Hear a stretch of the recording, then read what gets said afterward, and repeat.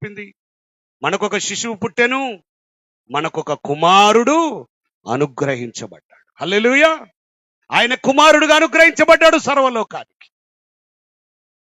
ఆయన నమ్మిన వారు రక్షించబడతారు, నమ్మని వారు వారి పాపంలోనే శిక్షించబడతారు. కాబట్టి ఇటువంటి దేవుడు, నేను ఇందాక చెప్పాను కదా, ప్రొద్దుట లేవగానే వేరే వ్యాపకం లేని జీవితం మాది. నీకు అదే భక్తి, అదే అదే జీవిత విధానం, వేరే వేరే విధానాలు లేని బ్రతుకు మాది.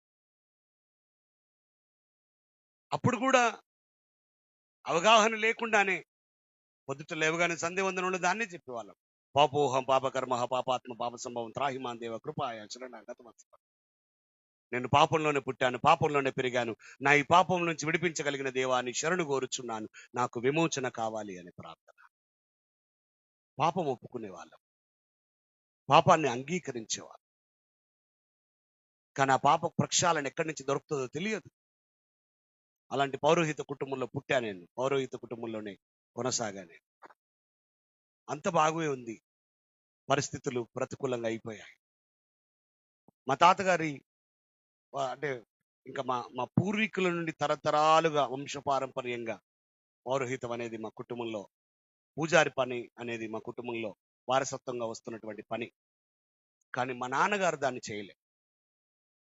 మా తాత ఎంతో ప్రయాసపడ్డాడు, మా నాన్న అన్ని నేర్చుకున్నాడు, కానీ అందులో పెద్ద బెనిఫిట్ ఉండదని అనుకున్నాడో ఇంకేంటో తెలియదు. కానీ ఆయన దాన్ని చేయడానికి ఇష్టపడక అన్ని నేర్చుకొని అన్ని జరిగిన తర్వాత ఆయన పక్కకు జరిగిపోయి, నాకు 2 అక్కలు, నేను, మా అమ్మ ఉన్న తర్వాత ఆయన మమ్మల్ని విడిచిపెట్టి ఇంకొక అమ్మని పెళ్లి చేసుకొని ఆయన ఇంకొక దగ్గరికి వెళ్ళిపోయాడు. మళ్ళీ అక్కడ ఆయనకు ఒక బిడ్డ, 2 కొడుకులు. ఆయన కుటుంబాన్ని పెట్టి మా కుటుంబాన్ని పూర్తిగా నిర్లక్ష్యం చేశారు. మా కుటుంబం పట్ల ఏమాత్రం బాధ్యత లేకుండా ఉన్నాడు. కుటుంబ బాధ్యత అంతా తాతగారి మీద, నానమ్మ గారి మీదనే పడింది. వాళ్ళు కూడా వృద్ధులు కాబట్టి మా తాతగారు చేసే పౌరోహితం తప్ప వేరే పని లేదు. పౌరోహితానికి ఊర్లో ఇలాగే మా ఊరు కూడా చాలా పెద్దది, నల్గొండ జిల్లాలో. ఇలాగా ఊర్లో చేసే పౌరోహితానికి డబ్బులు రాకపోయేది. ధాన్యం పండిన తర్వాత ధాన్యమో లేకుంటే వాళ్ళకి ఏది పండితే తీసుకొచ్చి ఇచ్చేవాళ్ళు. దానితో కుటుంబ పోషణ చాలా కష్టం అయిపోయింది, చాలా కష్టం. ఇక ఈ కుటుంబం నడిపించబడ్డం ఇబ్బంది అయిపోయింది, పేదరికం తాండవిస్తుంది. దానికి తోడు మా నాన్న, మా తాతగారు వృద్ధులు కనుక వారికి అనారోగ్యాలు. ఇటువైపు నాకు 2 అక్కలు, పెద్ద అక్క ఎప్పుడు మైగ్రేన్ హెడేక్తో తలనొప్పితో బాధపడతా ఉండేది. రెండో అక్క పుట్టుకతోటే పోలియో, ఆమె లేచి నడవలేకపోయేది. అటు ఇటు కొద్దిగా మా అమ్మగారు కొంచెం ఆరోగ్యంగా ఉండేది. ఈ బాధంతా భరించలేక కుటుంబ పోషణ ఎలాగన్నట్టుగా మా చదువులు, తిండి, మా పరిస్థితులు అన్నిటి కొరకు మా అమ్మ ఒక చిన్న కారం మిషన్ పెట్టుకొని, రోకన్లు ఉంటాయి కదా, రోకన్లో ఉన్న కారం మిషన్ పెట్టుకొని కారం కొడుతూ మమ్మల్ని పోషించింది మా అమ్మ. చాలా తక్కువ డబ్బులు వచ్చేవి ఆ దినాల్లో. నేను చెప్పేది ఒక ఇంచుమించు 40 సంవత్సరాల క్రితం వచ్చి చాలా తక్కువ డబ్బులు వచ్చేవి. ఆ కొద్ది డబ్బులతోటే కుటుంబాన్ని పోషించడం చాలా ఇబ్బంది పడ్డది మా అమ్మ. కొన్ని సంవత్సరాలు అట్లా కష్టపడ్డది. అది చూస్తూ పెరిగా నేను. నా 10వ తరగతి అయిపోయిన తర్వాత రెగ్యులర్ స్టడీస్ ఆపేసి కుటుంబానికి ఏదైనా సహాయం చేయాలని నేను ఆ పని ఈ పని ఆ పని చేసుకుంటూ వెళ్ళాను. ఏ పని చేసినా కూడా నాకు వచ్చే ఆ కొద్ది కొరత డబ్బులు ఏ పెద్దగా ఏమి రాకపోయాయి. ఎక్కువ డబ్బులు రావడానికి ఏం చేయాలి అంటే నాకు ఒక స్నేహితుడు చెప్పాడు, ఎక్కువ డబ్బులు వచ్చే దగ్గర నువ్వు పని చేస్తే ఆ డబ్బులు నీవైతే అన్నాడు. తెలియకుండానే ఫైనాన్స్ లో పని చేయడానికి చేరా. ఆ ఫైనాన్స్ ఆఫీస్ లో పనిచేస్తుంటే చాలా డబ్బులు కనబడేవి, కానీ మనకు రాకపోయేది. వాడు చెప్పిన లాజిక్ అస్సలు అర్థం కాలే నాకు. తర్వాత అడిగా, ఇదేంట్రా బాబు, డబ్బులు ఎక్కువ వచ్చే దగ్గర పనిచేస్తే డబ్బులు వస్తాయి అన్నావు కదా అంటే, మరి నువ్వు కొంచెం తెలివి ప్రదర్శించాలన్నాడు. అప్పుడు అర్థమైంది దొంగతనం చేయాలని. కాబట్టి ఇక మెల్లిమెల్లిగా అక్కడ కొంచెం నమ్మకత్వాన్ని సంపాదించి, కొద్దిగా నమ్మకత్వం వచ్చిన తర్వాత ఏం చేసిన అంటే ఆ కలెక్షన్ చేయడం అదంతా కూడా ఆయన ఏం చేసిండు, నన్ను బాగా నమ్మి ఆయన ఇంకొక వ్యాపారంలోకి వెళ్తూ ఈ ఫైనాన్స్ ఆఫీస్ మొత్తం ఇన్ఛార్జిగా నన్ను చేసి ఆయన వెళ్తే, ఇక జమా ఖర్చులన్నీ అప్పుడు కంప్యూటర్లు సిస్టమ్స్ లేవు కదా, జమా ఖర్చులన్నీ పేపర్లలో పుస్తకాలలో రాయడమే కనుక రాస్తూ అటు ఇటు కొంచెం మేనేజ్ చేసి అప్పుడప్పుడు ఒక 500 1000 రూపాయలు నొక్కేసేవాడు. దొంగతనం చేశాను, లైవ్ లో చెప్తున్న దొంగతనం చేశానని. ఎందుకు చెప్తున్నానో తెలుసా? యేసుక్రీస్తు నమ్ముకున్న తర్వాత ఆయన దగ్గరికి వెళ్ళి ఒప్పుకున్నాను, నేను నీ దగ్గర దొంగతనం చేశానని. ఒప్పుకోవడం మాత్రమే కాదు, ఆయన అన్నాడు, నువ్వు తీసినట్టుగా నాకేం పెద్దగా ఏం అనిపించలేదు అన్నాడు ఆయన. నీకు అనిపించకుండానే తీసింది. నీకు లెక్కలు దొరకకుండానే తీసింది, కాబట్టి నీకెక్కడ దొరుకుతుంది ఇంకా.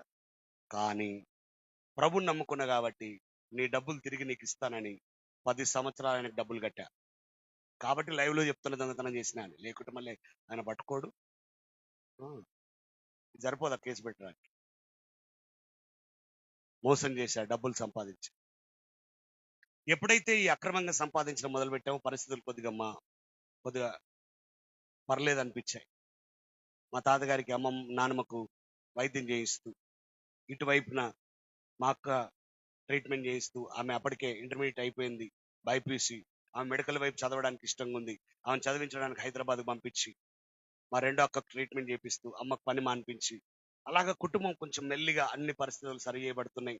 1 సంవత్సరం అలాగా కొద్ది పర్వాలేదు అనిపించింది. ఈ లోపల అక్క ట్రైనింగ్ మంచిగా చేస్తూ, ఆమె పార్ట్ టైం జాబ్ చేయడానికి ఎల్బీ నగర్ లో కామినేని హాస్పిటల్లో ఆమె అక్కడ పార్ట్ టైం జాబ్ చేస్తూ చదువుకుంటుంది.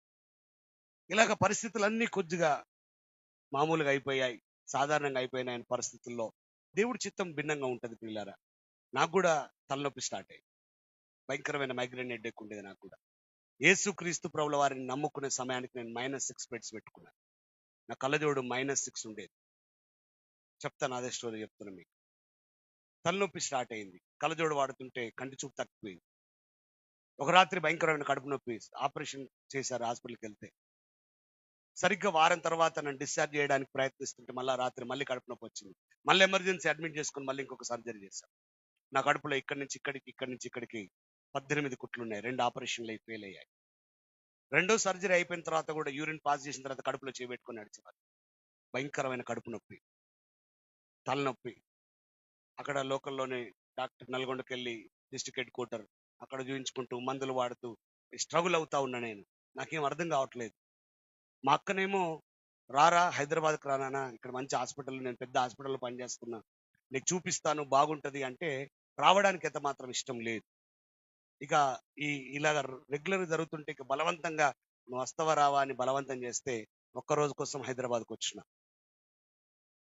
ఇప్పుడు ఇంచుమించు 30 సంవత్సరాలు దాటింది, హైదరాబాద్లో ఉన్నా. హల్లెలూయా.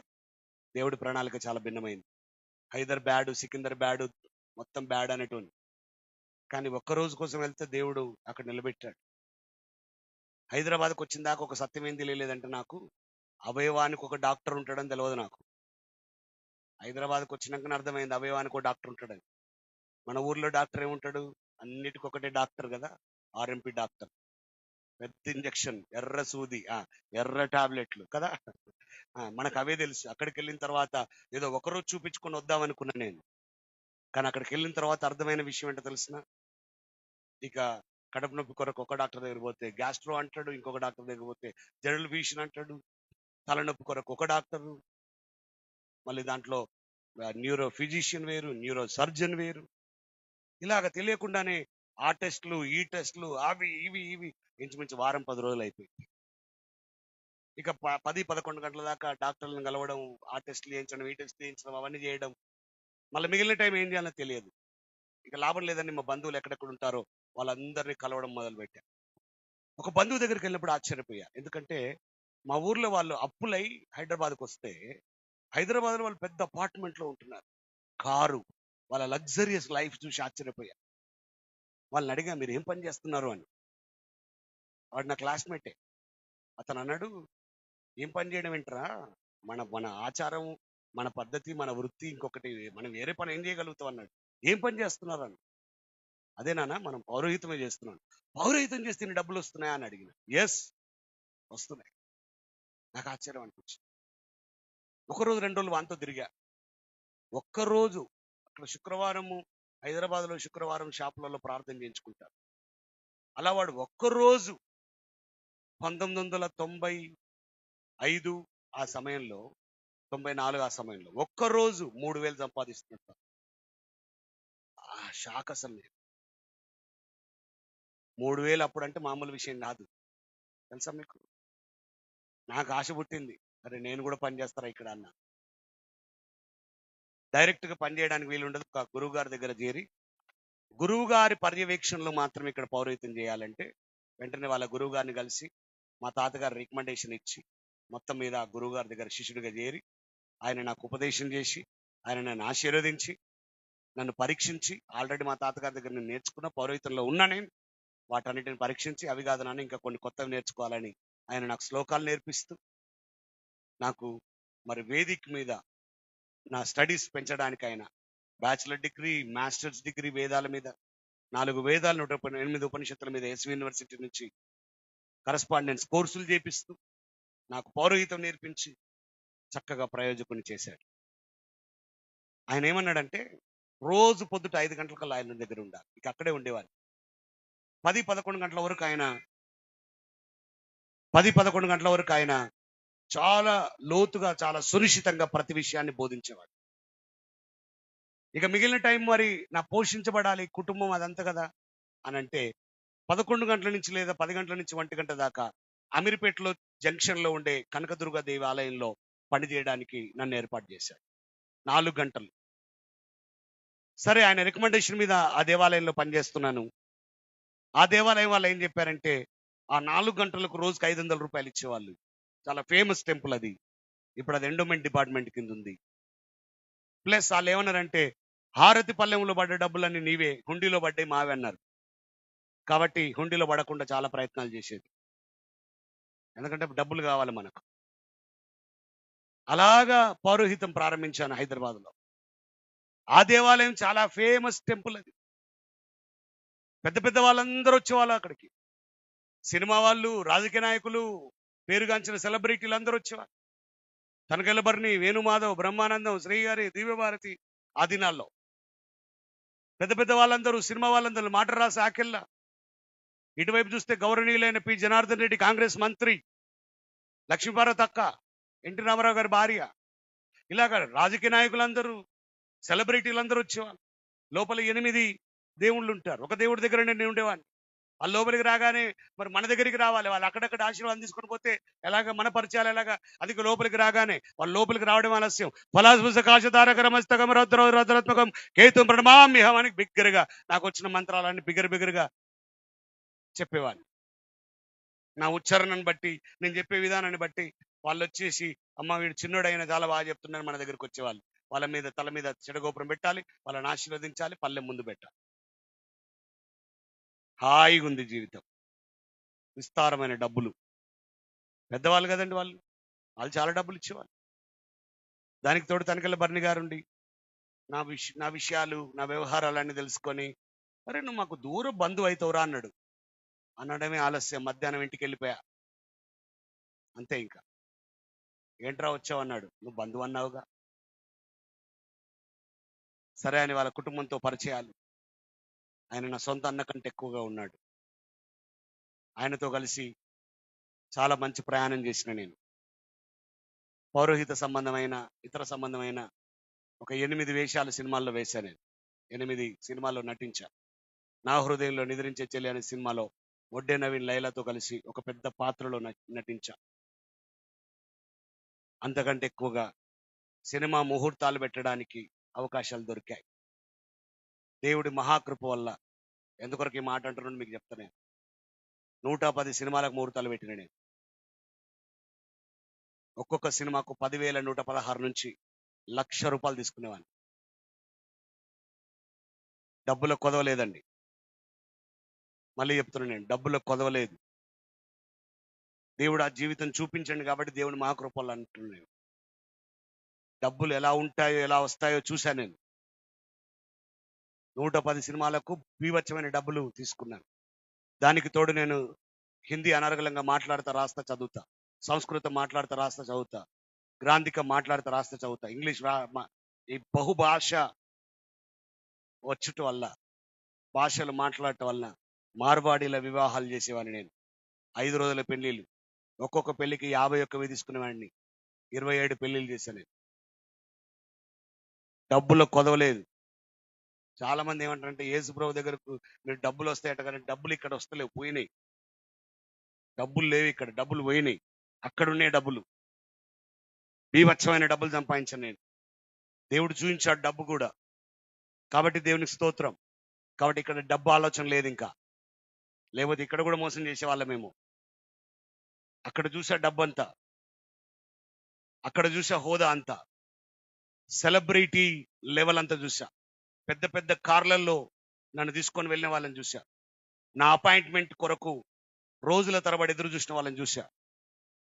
నేను వాళ్ళ పేర్లు చెప్పలేను, కానీ నేను చెప్పింది వేదంగా భావించి నేను ఏది చెప్తే అది చేసిన వాళ్ళని చూసా. ముహూర్తాలు చూసేవాడిని, గ్రహదోషాలు చూసేవాడిని, జ్యోతిష్కం చూసేవాడిని, వాస్తులు చూసేవాడిని, అన్ని చూసా, అన్ని సంపాదించా. ఇక ఏ కొదవ లేదు, పరిస్థితులన్నీ మారిపోతున్నాయి అనుకుంటున్నప్పుడు ఇది ఎంత మాత్రం దేవుడి చిత్తం కాదు, కాదు, కాదు. దేవుని ప్రణాళికలు చాలా భిన్నంగా ఉంటాయి ప్రియులారా, మీరు నమ్మండి దయచేసి. ఇర్మియా 1:5 తల్లి గర్భంలో రూపొందింపక మునుపే ఎరిగిన దేవుడు ఆయన. ఆయనకు అప్పుడు తెలుసండి, మనం అప్పుడు తెలుసు.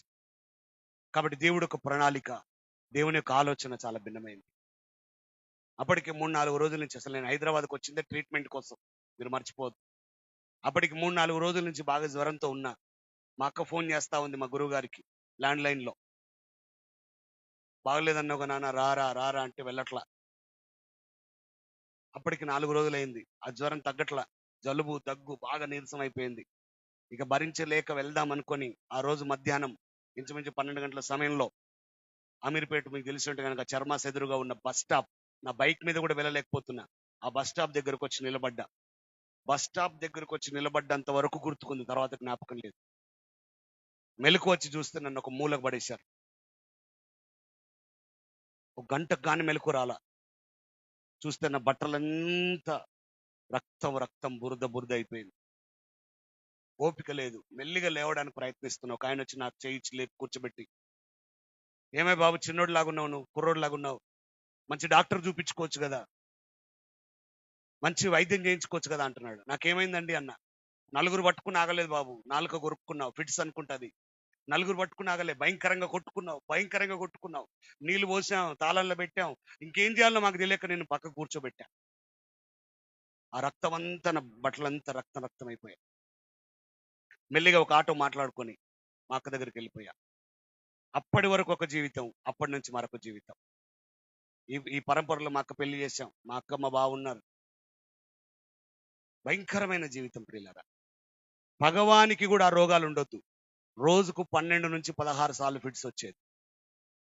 ఎక్కడ పడితే అక్కడ పడిపోయేటోని, నాలుకంతా కొరుక్కొని కొరుక్కొని, రక్తం రక్తం. మళ్ళీ చెప్తున్నా మీకు, విస్తారమైన డబ్బులు ఉన్నాయి నా దగ్గర. డబ్బులు ఖర్చు పెట్టా, వైద్యులను మార్చా, హాస్పిటల్స్ మార్చా, బాంబేకి వెళ్ళా ట్రీట్మెంట్కు, ఢిల్లీకి వెళ్ళా ట్రీట్మెంట్కు, నా రిపోర్ట్స్ అమెరికాకు పంపించా,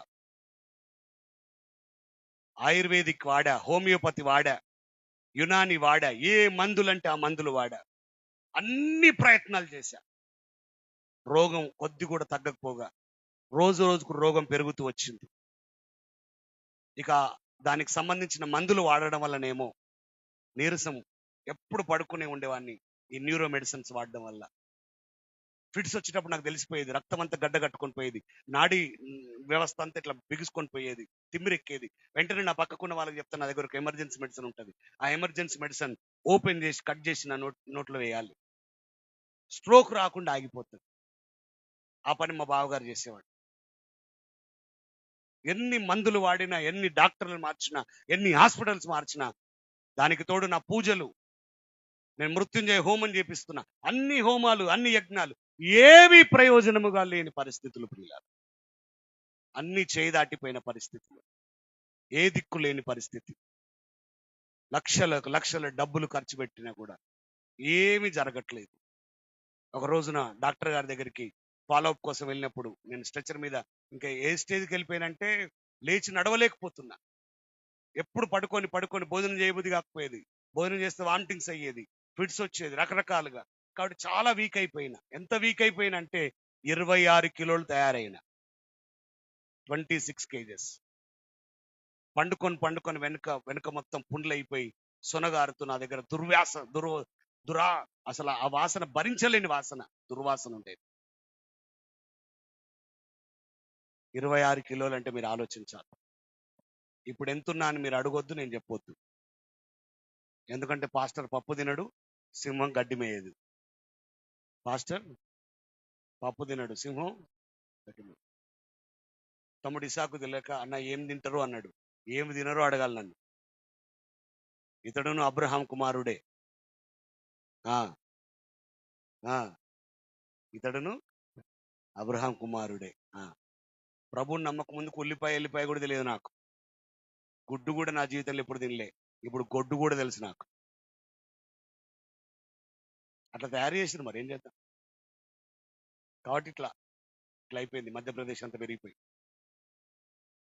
26 కిలోలు తయారైపోయి మరణాన్ని చాలా దగ్గరగా చూస్తూ, ఇక ఏమీ కనబడని పరిస్థితుల్లో ఉన్నప్పుడు, ఆ రోజు ఫాలో అప్ కొరకు నన్ను స్ట్రెచర్ మీద తీసుకొని డాక్టర్ గారి దగ్గరికి వెళ్తే, మా అక్క అడుగుతుంది, సార్ మీరు చెప్పిన అన్నీ చేశాం, ఎక్కడెక్కడికో వెళ్ళాం, ఇక మా ఆధారం మీరే కదా, నేను మీ దగ్గరే పనిచేస్తున్నా కదా, మీ హాస్పిటల్లోనే కదా, ఎందుకు ఇంకేం చేస్తే తగ్గుతుంది, మేము భరించలేకపోతున్నాం ఈయన బాధ, చూడలేకపోతున్నాం, నా తమ్ముడు ఒక్కడే తమ్ముడు అని మా అక్క ఆయనతో ఒక యుద్ధం చేసినట్టుగా మాట్లాడుతుంటే, డాక్టర్ గారు ఏమన్నారంటే, అమ్మా నీకు అర్థమవుతుందా, నువ్వు మెడికల్ స్టూడెంట్ వేనా, నువ్వు గమనించలేదా అంటే, ఆశ్చర్యపోయి ఏమైంది సారా అంటున్నాను.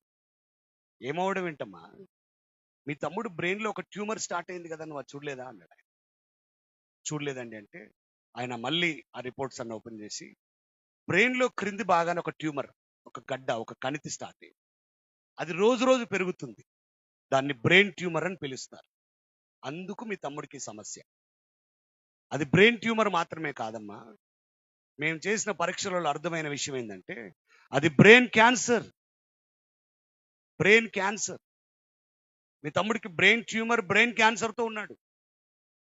అందుకే మనం ఎన్ని ప్రయత్నాలు చేసినా, ఎన్ని మందులు వాడినా తగ్గట్లా. మరి ఏం చేయాలి? సర్జరీ చేసి తీయండి సార్ అంటుంది మా అక్క. ఆమె కూడా ఆపరేషన్ థియేటర్లో పనిచేస్తుంది.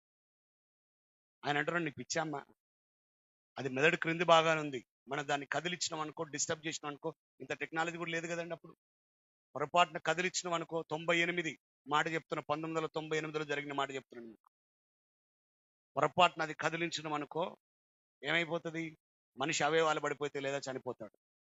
మరి ఏం చేయమంటారు అంటే, ఏమి చేసేది లేదమ్మా, వాడిని సంతోషంగా ఏం తింటా అంటే అది, ఏం చేస్తా అంటే అది చేయండి. ఎందుకంటే అతడు నెల రోజుల కంటే ఎక్కువ బ్రతకడు, అతను కణితి గ్రోత్, ఆ ట్యూమర్ పెరుగుతా ఉంది కాబట్టి నెల రోజుల కంటే ఎక్కువ బ్రతకడని చెప్పాడు. ఆయన చెప్పడం కాదండి, నాకు కూడా అర్థమవుతుంది. 26 కిలోలు తయారైపోయి, ఫిడ్స్ వస్తూ, నీరసం అయిపోయి, కళ్ళు కనబడక, రోజు రోజున కంటి సైట్ తగ్గిపోయి, అద్దాలు మార్చి కళ్ళజోడు మార్చి -6కి వచ్చేసింది నా కళ్ళజోడు. అయినా పెద్ద పెద్ద అక్షరాలే కనబడుతున్నాయి. ఇంకా నాకు తెలిసిపోయింది నేను బ్రతకనని. డాక్టర్ కూడా దాన్ని డిసైడ్ చేశాడు. అలా చెప్పినప్పుడు నేను ఆ స్ట్రెచర్ మీద ఉన్న మా అక్క ఏడుస్తా ఉంది. నాకు ఏడుపు రావట్లా, ఎందుకంటే పెద్ద ఆశ్చర్యం అనిపించలే నాకు. బాగా ఏడ్చింది మా అక్క. రూమ్కి వచ్చేసాం. ఇక అందరు వేడమడమే, మా అమ్మ, మా తాత, మా నాన్న, మా అందరు మళ్ళీ అందరికి ఒక అంధకారం అయిపోయింది జీవితం. ఏం చేయాలో తెలియదు. రోజులు లెక్క పెట్టుకుంటున్నాం, ఊరికి తీసుకొని పోవాలన్నా, ఇక్కడ పెట్టాలన్నా, ఇలాంటి డిస్కషన్ జరుగుతూ ఉన్నాయి. ఊరికి వెళ్తే అందరిని చూసి చనిపోతాడని ఊరికి తీసుకెళ్ళడానికి ప్రయత్నం చేస్తున్న ఆ పరిస్థితుల్లో మా బావగారు ఒకరోజు నాకు ఫిట్స్ వచ్చింది, టాబ్లెట్ వేసి నా కాళ్ళు చేతులు నొక్కుతూ ఆయన అన్నాడు, నా పేరు ఆంజనేయ శాస్త్రి, అంజీ అని ముద్దుగా పిలిచేవాడు ఆయన. అంజీ, ఒక మాట చెప్తే వింటావా అన్నాడు ఆయన. చెప్పండి బావగారు అన్న. అన్ని ప్రయత్నాలు అయిపోయినాయి కదా. అయిపోయినాయి బావగారు, నేను ఈ మధ్యలో సరిగా డ్యూటీకి వెళ్ళట్లేదు కదా. అవునండి, నాతోటే ఉంటున్నారు కదా మీరు. అయితే నాతో పాటు పనిచేసే కొలీగ్స్ అడుగుతున్నారు నన్ను, ఎందుకు నువ్వు డ్యూటీకి రావట్లేదు అని. నేను వాళ్ళకి చెప్పా, ఇలా మా బావమరిది బాలేదు, చనిపోయేటట్టున్నాడు. వాళ్ళు ఏమన్నారు అంటే, అవునా, ఒకసారి మరి మమ్మల్ని రమ్మంటావా, మీ బావమరిది ఒప్పుకుంటే చెప్పండి, మీరు ముందే బ్రాహ్మణ్ బ్యాక్గ్రౌండ్ కదా, కాబట్టి మీ బావమరిది ఒప్పుకుంటే చెప్పండి, మేము వచ్చి ప్రార్థన చేస్తాం, యేసుక్రీస్తు నమ్ముకుంటే బాగైతుంది అని చెప్పారంట వాళ్ళు. హల్లెలూయా.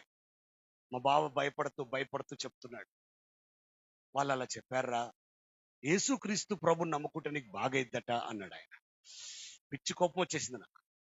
ఎందుకో తెలుసా, మా గురుగారు ఉపదేశం చేసినప్పుడే యేసుక్రీస్తు పేరు నోటితో మాట్లాడినా, యేసుక్రీస్తు పేరు చెవితో విన్నా 108 సార్లు తీర్థంతో శుభ్రం చేసుకోమన్నాడు. లేకపోతే 16,000 ముక్కలైపోయి నా ఉపదేశం పోయిపోయి నేను నరకానికి పోతే నేను చచ్చిపోతా అని చెప్పాడు. ఇప్పుడు నిలబడి కూర్చోవడమే చేత కావట్లేదు. నేను కూర్చొని చాలా సంవత్సరాలు అయింది. మొత్తం 1, 2 అంతా బెడ్ మీదనే. చాలా భయంకరమైన పరిస్థితి. ఇప్పుడు తీర్థం తీసుకొని 108 సార్లు ఎక్కడ చదవాలి, ఎక్కడ చూడవాలి, ఎక్కడ శుభ్రం చేయాలి, కుదరదు కదా. ఆ కోపంతో మా బావగారిని ఎంత ఘోరం చేసిన బావ, నా చావు కూడా సరిగా చావనీయలే బావ అని మా బావగారి మీద ఇష్టం వచ్చినట్టు మాట్లాడుతా ఉన్నా నేను, కేకలేస్తా ఉన్నా నేను. ఆయన కొంచెం బాధపడ్డాడు. బావలు ఫీల్ అవుతారు కదా, బావలు ఫీల్ అవుతారు. ఆయన ఫీల్ అయిపోయి వెళ్ళిపోయాడు అక్కడి పక్క. కొద్దిసేపు నాకు మా అక్క వచ్చి ఏమైందిరా అన్నది. ఏమవడం ఏంటి అక్క, బావ ఏం చెప్పిండు తెలుసా అంటే, ఏమైందండి అంటే ఆయన కామ్గా ఉన్నాడు. అక్క బావ ఏం చెప్పిండు తెలుసా, మన కులం ఏందక్క, మన గోత్రం ఏంటి, మన తాత ఏంటంటే ఆపురా నాయన అన్నాడు. ఆపురా బాబాయ్ ఆపు. అదేంటక్క అలా అంటున్నావు అంటే, బావ చెప్పిన దాంట్లో తప్పేముంది అన్నది. బావ ఏం చెప్పిండు నీకు తెలుసా అన్న. తెలుసు, మొదట నాకే చెప్పిండు అన్నదా. మరి నువ్వు బయటికి ఎందుకు వెళ్ళిపోయాకంటే, నేనున్నప్పుడు చెప్పొద్దని చెప్పా అన్నదా. ఇద్దరు ప్లాన్ చేసుకున్నారు. ఇక మెల్లిగా ఆమె ఉండి, అన్ని ప్రయత్నాలు అయిపోయినాయి కదరా, డబ్బులు ఖర్చు పెట్టాం, డబ్బులు కూడా అయిపోవచ్చు, అన్ని పరిస్థితులు అయిపోయాయి కదా, ఇంక ఏదైనా నేను బాగు చేసిందా అని చెప్పి ఇక 2 కుళాయిలు ఓపెన్ చేసింది. తెలుసుగా, ఏడుస్తుంది. నువ్వెందుకు ఏడుస్తున్నావు అక్క అన్న. నువ్వు చచ్చిపోతావు రా, నీకు అర్థం కావట్లేదు అంటుంది. చనిపోతానని తెలుసు అక్క నాకు, కానీ ఏం చేయాలి మరి అంటే, ఒక్కసారి బావ చెప్పింది ఆలోచించవచ్చు కదా అన్నది. అప్పుడు నేను అడిగా, అసలు వీళ్ళు ఏం చేస్తారక్క, వాళ్ళు ఏదో వచ్చి ప్రార్థన చేస్తారన్నట్టు కదా, ఏం చేస్తారు ప్రార్థన అంటే అన్న. మా అక్కకు కూడా తెలియదు, ఏమోరో నాకు తెలియదు. హాస్పిటల్లో చూస్తారా, ఒక నల్ల పుస్తకం పట్టుకొచ్చుకొని ఏదో చదువుతూ ఉంటారని చెప్పింది మా అక్క. అవునా, నాకంటే ఎక్కువ చదువుతారు అక్క. 4 వేదాలు 108 ఉపనిషత్తుల్లో ఇంచుమించు నేను పిహెచ్డి థీసిస్ చేసిన ఋగ్వేదం మీద. 8 థీసిస్ రాసిన నేను ఋగ్వేదం మీద. ఇంకా కొంచెం అయితే నేను డాక్టరేట్ తీసుకుంటా, పిహెచ్డి కంప్లీట్ చేస్తా నేను. నాకంటే ఎక్కువ చదువుతారు అక్క అన్నాను. అంటే మా అక్క అన్నది, అవన్నీ నాకు తెలియదురా అంట. ఇప్పుడు ఏమంటావు అక్క అంటే, ఒక్కసారి అనరా, అన్నీ అయిపోయినాయి కదా, నువ్వు హోమాలు చేపించావు, పూజలు చేయించావు, అన్నీ అయిపోయాయి కదా, ఇంక ఏ మార్గం లేదురా అంటే, ఇక మా అక్క ఏడుపు చూడలేక, సరే కానీ వాళ్ళు పొరపాటున కూడా నన్ను ముట్టుకోవద్దు, నా మంచాన్ని తాకొద్దు, దూరంగా ఉండే చేయాలి ఏం చేసినా అని చెప్పిన. సరే అన్నది. తెల్లారి మా బావగారు డ్యూటీకి వెళ్ళాడు, వాళ్ళని తీసుకురావడానికి వెళ్ళాడు. డ్యూటీకి వెళ్ళి ఆయన తీసుకొని వస్తా అని చెప్పాడు. ఆయన వచ్చే లోపు ఆయన 3-4 గంటల కల్లా వస్తాడు. ఆయన వచ్చే వరకు నన్ను శుభ్రం చేసి పెట్టమని చెప్పాడు. ఇక మా అక్క మెల్లిగా కూర్చోబెట్టి, ఇక స్నానాలు గినాలు ఏం లేవు, నెలలైంది స్నానాలు చేయక, భయంకరమైన దుర్వాసన, వెనక పుండ్లైపోయి సొనగారుతూ భయంకరమైన వాసన. ఇక వేడి నీళ్ళలో తడిబట్ట పెట్టి శుభ్రం చేసి, పౌడర్ కొట్టి, సెంట్ కొట్టి, పర్ఫ్యూమ్ చేసి, ఆ రూమ్ అంతా రూమ్ ఫ్రెషర్ కొట్టి అంత నీట్ గా ప్రిపేర్ చేసి పెట్టింది. 4 అయింది రాలా, 5 అయింది రాలే, 6 అయింది రాలే, మెల్లిగా 7-7:30కు వచ్చాడు ఆయన. ఒక్కడే వచ్చాడు. ఏంటి ఏమైందండి, వాళ్ళు ఎక్కడ, పాస్టర్ గారు వాళ్ళు ఎక్కడ అంటే, వాళ్ళు ఈరోజు డ్యూటీకి రాలేదని చెప్పాడు. వాళ్ళ ఇంటికి వెళ్తే కూడా వాళ్ళు లేరని చెప్పాడు. చాలా డిసప్పాయింట్ అయ్యిండు. నాకేమో సంతోషం అవుతుంది, అమ్మయ్య ఇలా బాధ తప్పిందని. వెంటనే మా అక్క బయటికి వెళ్ళిపోతా ఉంది. మా అక్క బయటికి వెళ్తుంటే మా బావగారు అడిగాడు, ఎక్కడికి వెళ్తున్నా అంటే, ఇక్కడ ఒక నర్సు ఉందండి, ఆమె ప్రార్థన చేయించుకుందాం అనుకుందంట. పాస్టర్ గారు వాళ్ళు వస్తే ప్రార్థన చేయించుకుందాం అనుకుందండి, వీళ్ళు రాలేదని చెప్తానని చెప్పి బయటికి వెళ్ళాడు. వెళ్ళగానే ఆమె రెడీగా తలుపు దగ్గర రెడీగా ఉంది. తలుపు తీసి ఆమె లోపలికి ఇన్వైట్ చేశాను. వాళ్ళు మాట్లాడుకుంటున్నారు. ఆమె చూడగానే నాకు, నేను పోల్చుకుంటున్నా ఆమె ఆకారాన్ని, ఆమె స్వరం నాకు బాగా తెలిసిన స్వరమే. కొద్దిసేపు అయినాక, నువ్వు పలానావు కదా అన్నా నేను. అవును నేనే అన్నది ఆమె. ఎవరనుకున్నారు ఆమె? ఒక 6 నెలల క్రితం వరకు నా భక్తురాలు ఈమె. నేను పనిచేసే గుడికి వచ్చి నా కాలు మొక్కిన ఆశీర్వాదం తీసుకునేది. ఇవాళ కొత్త నిబంధన బైబిల్ పట్టుకొని వచ్చింది ఈమె. నేను అడుగుతున్నా ఆమెను, నువ్వెప్పుడు దిగినవు అన్నా. అంతే కదా భాష. 3 నెలలు అయింది దిగి అన్నది ఆమె. పాప ఆ చెల్లె కూడా ఏం తెలియదు. ఎన్ని రోజులు అయిందంట? 3 నెలలు అయింది దిగి. నాకు చాలా కోపం వచ్చింది. నువ్వు నా భక్తురాలుగా ఉండి నువ్వు అట్లా చేస్తావు అన్నట్టుగా ఆమె మీద నేను కొంచెం సీరియస్గా మాట్లాడుతుంటే, మా బావగారు, ఊరుకోరా బాబు నువ్వు ఊరుకో అని ఆమెతో మాట్లాడి, అమ్మ నువ్వు చర్చికి వెళ్తావా అన్నాడు. వెళ్తాను అన్నయ్య అన్నది. అవునా, నీకు ప్రార్థన చేయడం వచ్చా అన్నది. అనగానే ఆమె వచ్చు అన్నది. మా బావమరిదికి ప్రార్థన చేస్తావా అని అడిగాడు. నా గుండె పగిలిపోయింది. ఈమె నాకు ప్రార్థన చేయడం ఏంటి? చూడండి దేవుడు ఎంత ఆశ్చర్యమో. నేను ఆశీర్వదించిన ఆమె నన్ను ఆశీర్వదించడానికి వచ్చింది. హల్లెలూయా. దేవుడు దేనైనా చేయగలడండి. చేస్తానన్నది. నాకు ఇష్టం లేదు కానీ తప్పదు. ఇంకా ఎవరో కొత్త వాళ్ళ కంటే బెటర్గా అనిపించింది నాకు కూడా. సరే మీరు అటువైపు మోకరించండి అన్నది. నా మంచానికి అటువైపు మా అక్క బావ మోకరించారు.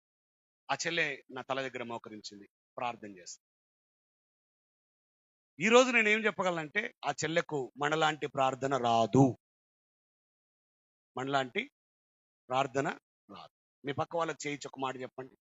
పక్క వాళ్ళకి చేయగలిపి ఒక మాట చెప్పండి. దేవునికి సీనియారిటీ కంటే సిన్సియారిటీ ఇష్టం. మళ్ళీ చెప్పండి. దేవునికి సీనియారిటీ కంటే సిన్సియారిటీ ఇష్టం. క్రైస్తవ్యం ఎదగకపోవడానికి గల కారణం సీనియారిటీ పెరిగి సిన్సియారిటీ తగ్గి. అది నేను గమనించాను కదా. ఏం పెరిగింది? సీనియారిటీ పెరిగింది. ఏం తగ్గింది? సిన్సియారిటీ తగ్గింది. ఇంకా మీకు బాగా సీనియారిటీ పెరిగితే చంద్రబాబు నాయుడు గారు పింఛన్ ఇస్తారు, తెచ్చుకోండి. క్రైస్తవ్యంలో సీనియారిటీని గౌరవించాల్సిందే కానీ సిన్సియారిటీని గణపరచాలి. ఆమేన్. క్రైస్తవ్యంలో ఇబ్బందులు సమస్యలన్నీ ఎవరితోటి? సీనియర్ క్రిస్టియన్స్ తోటే. సీనియర్ క్రిస్టియన్స్ తోటే. ఏం పేరు మీ తాతగారి పేరు? మేము ఆశీర్వాదము గారి దగ్గర యేసుప్రభు నమ్ముకున్నాం అంటాడు ఒక ఆయన. అయితే మరి ఏం చేయాలి? మరి ఇప్పుడు ఏం చేయాలి చెప్తావు నువ్వు నాకు? మా ముందు పెరిగిన ఇస్సాకు చెప్తే మేము వింటామా అంటే ఇదెక్కడ దుర్మార్గం? ఆశీర్వాదానికి సాటి అయిన వాడు ఇస్సాకు కాకపోవచ్చు కానీ దేవుని సేవకుడికి ఇస్సాకు ఉన్నాడు కాబట్టి ఆయన మాటకు లోబడాల్సిందే. మేము సీనియారిటీ ఉంది మాకు, అయిపోయింది నీ పని, నాశనం. ఇక అది సమస్య. మేము ఎక్కడికైనా మీటింగ్ పోతే కూడా మా చుట్టూ ఒకటి తిరుగుతూ ఉంటాడు. పాస్టర్ భరించలేక పెడతాడు మా కాలంలో. వీడు మా చుట్టే తిరుగుతుంటాడు. అవకాశం దొరికినప్పుడల్లా ఏం చెప్పుకుంటాడు తెలుసా? పాస్టర్ గారి కంటే నేను సీనియర్ అని చెప్పుకుంటాడు. అట్లాంటి వాడు ఒకటి తిరుగుతాడు మా చుట్టూ. చాలా మందిని చూసిన. ఒక ఆయన అలాగే తిరుగుతూ అసలు నేను లేకుంటే చర్చే లేదన్నాడు ఆయన. ఓరి నాయన, ఓరి దుర్మార్గుడా. యేసయ్య లేకుంటే అనాలి కదా. ఇక ఇలాగే మీటింగ్లో అక్కడ కూర్చుంటే యెహెజ్కేలు గ్రంథం 36 అధ్యాయం అన్న ఇక తిప్పుతా ఉన్నాడు ఆయన. ఎవరు తీయకుండా ఆయన తీయాలన్నా తిప్పుతున్నాడు ఆయన. కొద్దిసేపు అయినాక చెప్పిన అది కొత్త నిబంధన, దాంట్లో ఉండదు. ఆయన మళ్ళీ ఎవరు? సీనియర్. మన సంగతి కూడా అంతే. సీనియారిటీ పెరిగింది. మేము యేసుప్రభువు నమ్ముకున్న అయ్యగారు మేము యేసుప్రభువు నమ్ముకున్న అయ్యగారు అంటాడు ఆయన. నీకు ప్రార్థన రాదు, వాక్యం తెలియదు, ఏ పుస్తకం తర్వాత ఏ పుస్తకం ఉంటుందో తెలియదు నీకు. అసలు ఆన్లైన్ ఉంటాయో ఇన్లైన్ ఉంటాయో కూడా నీకు తెలియదు. అసలు 2 పుస్తకాల కలయిక అని కూడా నీకు తెలియదు. హల్లెలూయా. నువ్వు మళ్ళీ ఎవరు? బైబిల్లో ఉన్న పేరు కథ కదా, పైన స్టారు లోపల బార్ అన్నట్టు ఉంటుంది. నీ పేరు మళ్ళీ సమూయేలు. మళ్ళీ రాత్రి కాగానే 90 ml. ఈ సమూయేలు 90 ml లేకుంటే ఉండలేడు. ఈ 90 ml సమూయేలీన. మళ్ళీ ఈయనకు సంఘ పెద్ద బాధ్యత కావాలి సమూయేలుకు. మళ్ళీ ఈయన 90 ml భక్తుడిన. దేవుడు మార్చునుగాక. బైబిల్ ఏమో కొరింథీ మొదటి పత్రిక 6:10, గలతీ పత్రిక 5 అధ్యాయం 19, 20 శరీర కార్యాలలో త్రాగుబోతులకు దేవుని రాజ్యం లేదు. ఎవరికి లేదు? నువ్వు సమూయేలు అని పేరు పెట్టుకున్నా, సంవత్సరాల కొద్ది సీనియారిటీ ఉన్నా, సంఘములో సంఘ పెద్దగా ఉన్నా, తాగుబోతులు, తిండిబోతులు, పొగరుబోతులు, సోమరిపోతులు, వదరబోతులు, దున్నపోతులు దేవుని రాజ్యానికి యోగ్యులు కారు. ఎవరో వన్స్ మోర్ అన్నట్టుంది. మళ్ళీ చెప్పనా? త్రాగుబోతులు, తిండిబోతులు, పొగరుబోతులు, సోమరిపోతులు, వదరబోతులు, దున్నపోతులు దేవుని రాజ్యానికి యోగ్యులు కారు.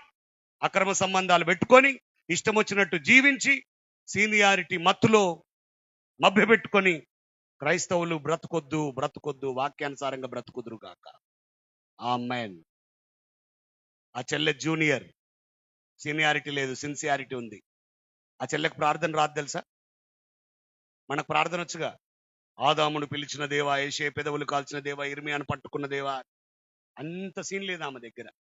ఆ చెల్లెకి అంత పెద్ద ప్రార్థన రాదు. ఎందుకంటే మన కొత్త నిబంధనకు వచ్చేసరికి పేషెంట్ చచ్చిపోతాడు కదా. అంత పెద్ద ప్రార్థన రాదు ఆమెకు. ఆమె ఏమని ప్రార్థన చేసింది తెలుసా? యేసుక్రీస్తు ప్రభువా, ఆంజనేయులను బాగు చేయండి, ఆమెన్ అన్నది. అంతే. హల్లెలూయా. మళ్ళీ యేసుక్రీస్తు ప్రభు ఆంజనేయులు బాగు చేయండి, ఆమెన్. మళ్ళీ యేసుక్రీస్తు ప్రభు ఆంజనేయులు బాగు చేయండి, ఆమెన్. 10 సార్లు, 12 సార్లు అయింది యేసుక్రీస్తు ప్రభు ఆంజనేయులు బాగు చేయండి, ఆమెన్. అలాగే చెప్తూ చెప్తూ చెప్తూ చెప్తూ నేను చూస్తా ఉన్నా, ఇదేంటి ఇది ఒకటే మాట చెప్తుంది ఈమెకు అంటే. ఆమె ప్రార్థన రాదు పాపం, ఆమెకు అదే వచ్చు. ఒక 12, 13 సార్ల తర్వాత, ఇంచుమించు 15 సార్ల తర్వాత అదే మాట చెప్తుంది, కానీ ఆమె స్వరం మారింది. ఆమె స్వరం మారింది. కడుపులో నుండి ఏడుస్తుంది ప్రియులారా, దుఃఖం. యేసుక్రీస్తు ప్రభు ఆంజనేయులు బాగు చేయండి, ఆమె. యేసుక్రీస్తు ప్రభు ఆంజనేయులు బాగు చేయండి, ఆమె అని చెప్తుంటే ఆమె కంట్లో నుండి నీళ్లు కారుతూ, కన్నీరు కారుతూ నా గడ్డం మీద పడి నా తలదిండు తడిచిపోతుంది. భయంకరంగా ఏడుస్తుంది ఆ చెల్లె. నా జీవితంలో నా కొరకు అంతగా ఏడ్చిన వాళ్ళని ఎవరిని చూడలేను. దేవుడు దేన్నైనా దాటిపోతాడేమో కానీ కన్నీటిని దాటిపోయేవాడు కాదు. ఆమె కన్నీరు ఈరోజు నన్ను మార్చింది. ఆమెన్. భయంకరంగా ఏడ్చింది ఆమె. ఆమె ఎందుకు ఏడుస్తుందో నాకు అర్థం కాల. తర్వాత ఆమె దగ్గర ఉన్న బైబిల్ నాకు ఇచ్చి, మీరు చదువుకొని ప్రార్థన చేసుకోండి అని చెప్పి వెళ్ళిపోయింది. ఒక 40 సార్లు చెప్పిన తర్వాత ఆమె వెళ్ళగానే మా బావగారు అంటాడు, ఏదైనా వచనం చదువురా అంటాడు. నాకు కంటి చూపు సరిగ్గా కనబట్టలేదు బావ అంటే, చదువురా చదువురా అంటే సరే అని అలాగ తిప్పేస్తుంటే ఆ చెల్లె అండర్లైన్ చేసింది ఒక వాక్యానికి, డబ్బా కొట్టింది రెడ్ పెన్ తోటి. రోమపత్రిక 10వ అధ్యాయం 9వ వచనం, యేసుక్రీస్తు ప్రభువుని నీ నోటితో ఒప్పుకొని ఆయన చనిపోయి మృతుల్లో నుండి 3వ దినమున లేపనని నీ హృదయమును విశ్వసించిన ఎడల నీవు రక్షించబడుదువు. ఆమెన్. ఆ మాట చదవగానే ఆశ్చర్యం అనిపించింది. బావ నేను రక్షించబడతానంటే మా బావ అంటున్నాడు, నాకేం తెలుసురా, ఈ విషయాలు నాకేం తెలియదు, నీవే పండితుడు, నీకే తెలియాలంటున్నాడు. సరే ప్రార్థన చేయరా అన్నాడు. మనకు కొత్త ప్రార్థన ఏమొస్తుంది? నేను ఆయనతో మాట్లాడాలి, చివరికి ఆమెన్ అన్నాడు. ఆమెనేంటి బావ అన్న, నమః. మనం మంత్రాలు చెప్పేటప్పుడు నమః అంటాం, అట్లా ఆమెన్. సరే ప్రార్థన చేస్తున్నాను నేను కూడా. కొత్త ప్రార్థన ఏం కాదు, యేసుక్రీస్తు ప్రభువా నన్ను బాగు చేయి, ఆమెన్. 10 సార్లు చెప్పా. పడుకున్నాం. సరిగ్గా 10:30 ఆ టైంలో ఫిట్స్ వస్తుంది. నా చేయందిన దూరంలో బావ పడుకున్నాడు. తాకగానే లేచి వెంటనే టాబ్లెట్ వేశాడు. అక్కడ లేపాడు. ఇద్దరు కలిసి కాళ్ళు నిమురుతున్నారు, తలకు నూనె పెట్టాడు. మా బావ అంటున్నాడు, అరే నీ ముఖం చూస్తే రేపటిదాకా బతికేటట్లేవురా. అవును బావ, నాకు కూడా బతుకుతానే నమ్మకం లేదని చెప్పా. సరే మళ్ళీ ఒకసారి ప్రార్థన చేయరా అన్నాడు. మళ్ళీ ప్రార్థన చేసిన, యేసుక్రీస్తు ప్రభువా నన్ను బాగు చేయి, ఆమెన్. అక్క బావ కూడా అదే మాట చెప్పారు. పడుకున్నాం. 11:30కు మళ్ళీ ఫిట్స్ వస్తుంది. చేయన్నది దూరంలో బాగున్నాడు, తాకుతున్నా, లేవట్లేదు. అసలు ఏం చేయాలో తెలియట్లేదు. అరుస్తున్నా, నాకు తెలియకుండానే నాలుక కొరుక్కుంటున్నా, ప్రాణము మొత్తం వణికిపోతుంది. నాకు తెలియకుండానే నన్ను రక్షించే దైవమా దిగిరా అని కేకలేస్తున్నా. ఏ దేవుడి పేరు గుర్తుకొస్తలేదు నాకు. నన్ను రక్షించే దైవమా దిగిరా అని ఒకసారి కేకలేసా. రెండవసారి నన్ను రక్షించే దైవమా దిగిరా అని రెండోసారి కేకేసే లోపు మొత్తము ఫిట్స్ వచ్చేసి కళ్ళు బైర్లు గమ్ముతూ నా నాలుక నేను కొరుక్కుంటున్నా. అలాంటి పరిస్థితుల్లో పెట్టిన తలుపు పెట్టినట్టే ఉండగా ఒక వ్యక్తి లోపలికి రావడం నేను చూస్తున్నా. హల్లెలూయా. ప్రియులారా, నేను కలనో దర్శనమో చెప్పట్లేదు. మిమ్మల్ని ఎలాగో చూశాను నేను, ఆయన అలాగే చూశా. ఆయన లోపలికి వస్తున్నాడు. నేను ఎడం వైపు పడుకొనున్నా. కుడివైపు చేయి జాపిలా రమ్మంటే గ్లాసు నీటితో సహా ఆయన దగ్గరికి వస్తుంది. ఆ నీటి గ్లాస్ తీసుకొని నా దగ్గరికి వచ్చి ఈ కుడి కాలు ఇలా వంచి ఆ నీళ్లు తీసుకున్న ముఖం మీద జల్లి లే అంటున్నాడు ఆయన. నేను లేవలేనండి అన్నాను. నేను చెప్తున్నా లేచి కూర్చో అన్నాడు. ఆటోమేటిక్గా లేచి కూర్చున్నా. ఆయనకు నాకు జానడు కంటే తక్కువ స్థలం. ఆయన ముఖం ప్రకాశిస్తుంది. ఆయన ముఖాన్ని చూడలేకపోతున్నా, కానీ ఆయన బట్టలు మురికిగా ఉన్నాయి. మురికైన బట్టలు అవి. నా జీవితంలో అంత మురికైన బట్టలు ఎప్పుడు చూడలే. ఆయన ముఖం ప్రకాశిస్తుంది. ఈరోజు చెప్పగలను, నా మురికంత నా పాపమే. ఆయన నాతో మాట్లాడుతున్నాడు. నేను నిన్ను నడినెత్తుండి అరికాల వరకు బాగు చేసి ఉన్నాను. నీ పేరు బెంజమిన్ అని పిలువబడుతుంది. నేను నిన్ను నా కొరకు ఏర్పాటు చేసుకుంటున్నానని చెప్పాడు. ఈ 3 మాటలే. నేనేమనుకున్నా తెలుసా, చచ్చిపోయి దేవుడి దగ్గర పోయినా అనుకుంటున్నాను. ఈ 3 మాటలు చెప్పాడు. నువ్వు పడుకో అన్నాడు, పడుకున్నాను. తెల్లారింది. ప్రతిరోజు రాత్రి బాగా డిస్టర్బ్ చేసి నేను ఈ రాత్రి ఒక్కసారి కూడా డిస్టర్బ్ చేసిపోయేసరికి అక్క బావల్ని చచ్చిపోయినా అనుకొని ఏడుస్తున్నారు. మా బావుండే ఆగాక నేను పరీక్షిస్తాగన్నాడంట. మా బావ ఆర్టీసీ, అక్క మెడికల్. ఎవరు పరీక్షించాలి? కానీ మా బావ వచ్చిండు చెక్ చేయడానికి. నాడి పట్టుకున్నాడు, దొరకలే. మెడ మీద దగ్గర చేయబెట్టిండు, దొరకల. ఇక లాభం లేదని ఏం చేసిండు తెలుసా? గుండె కొట్టుకుందో లేదు చూద్దామని చెప్పేసి మొత్తం నా మీద పండుకున్నాడు. పడుకొని గుండె మీద చెవి పెట్టాడు. ఎప్పుడైతే ఆయన బరువు నా మీద తగిలిందో, ఆ బరువు భరించలేక నాకు తెలియకుండా ఆయనను గట్టిగా నెట్టుకుంటూ నెట్టుకుంటూ నెట్టుకుంటూ ఒక్కసారిగా ఆయన నెట్టేసి ఒక్కసారిగా లేచి నిలబడ్డా. అబ్బబ్బబ్బబ్బబ్బ అంటున్నాడు ఆయన. ఎందుకు? రోజు లేవాలంటే అటొకరు ఇటొకరు పట్టుకొని లేపే నేను నా అంతటా నేనుగా లేచి నిలబడేసరికి ఆయన గడగడ వణుకుతున్నాడు. నేను బావ, అంజిని బావ, బెంజిని బావ అంటే అంజలేసు ఎంజలేదు గడగడ వణుకుతున్నాడు ఆయన. మాకు అక్కడ కుప్పకూలింది. 1-2 గంటలు పట్టింది కోలుకోవడానికి. ఏమైందిరా అన్నాడు. ఏమో బావ, రాత్రి ఎవరో వచ్చిన బావ, ఇగో గ్లాసు నీళ్లు నా పేరు మార్చిన బావ, నన్ను బాగు చేసిన అని చెప్పిండు బావ. అంటే అదేంట్రా నువ్వు నీ అంతటా నువ్వు నిలబడ్డవరా అంటున్నాడు. నాకు కూడా తెలియదు బావ, నా అంతటా నేను నిలబడ్డా అని చెప్పి. ఇక పాస్టమ్మకు ఫోన్ చేసినాం, అవును పాస్టమ్మని చేసినాం. ఇక మరి ఎవరు లేరుగా మనకు. ఇంటర్ కనెక్షన్లో ఆమెకు ఫోన్ చేసి జరిగిన విషయం అంతా మా బావ సరిగ్గా చెప్పొచ్చి చెప్పరాక చెప్తే ఆ చెల్లె భయపడి ఇది హాస్పిటల్లో జరిగింది కదా, ఆమె మీదకి ఏమన్నా వస్తుంది అనుకోని సెలవు పెట్టిపోయిందాను. ఇక మనకి చెప్పేటోడు ఎవడు లేడు. ఇక నేను బయటికి లోపలికి కిందికి పైకి తిరుగుతున్నా. నా వెనక మా బావ తిరుగుతున్నాడు. బావ నువ్వు డ్యూటీకి పోవచ్చు కదా అని నేను. కాదురా, చచ్చిపోయే ముందు ఇట్లనే చేస్తారట అని ఆయన. ఇంకా చావు ఎక్కడిది బావ అని నేను. ఇంకా చావు ఎక్కడిది బావ, చావు ఎప్పుడో చచ్చిపోయింది నా జీవితంలో అంటే. మా అక్క దగ్గరికి, అక్క ఆకలి అవుతుంది భోజనం పెట్టాక అంటే ఎంత